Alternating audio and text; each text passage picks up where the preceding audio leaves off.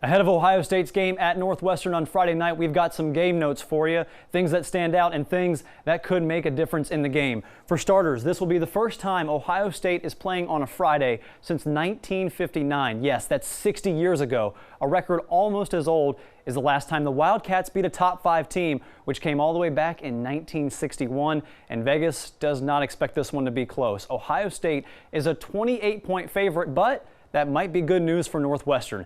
That's because the last time the Wildcats were this big of an underdog was way back in 1995 when they were a 27-point dog to Notre Dame. They won that game on their way to a Big Ten championship. Ohio State, by the way, has lost to an unranked opponent twice the last 2 seasons and lost both of those games by at least 29 points. Ouch. That's why Ryan Day and Jeffrey Okudah both refuse to overlook Northwestern, even with Wisconsin on the horizon. As we start to get tighter competition, they're going to show up more and more. And that's the challenge, I think, for the staff and for this team to understand, the maturity to understand that the urgency to get better, even though maybe sometimes those mistakes haven't cost us a game yet.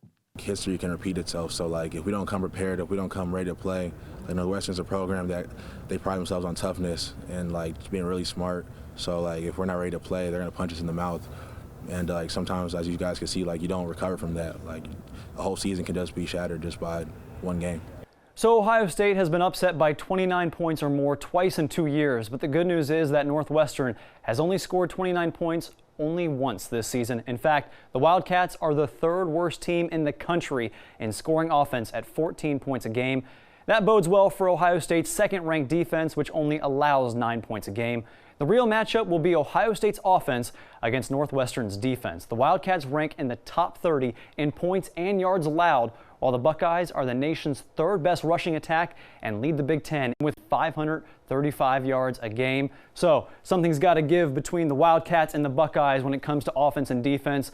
And of course, that game 8:30 Friday night in Evanston, Illinois.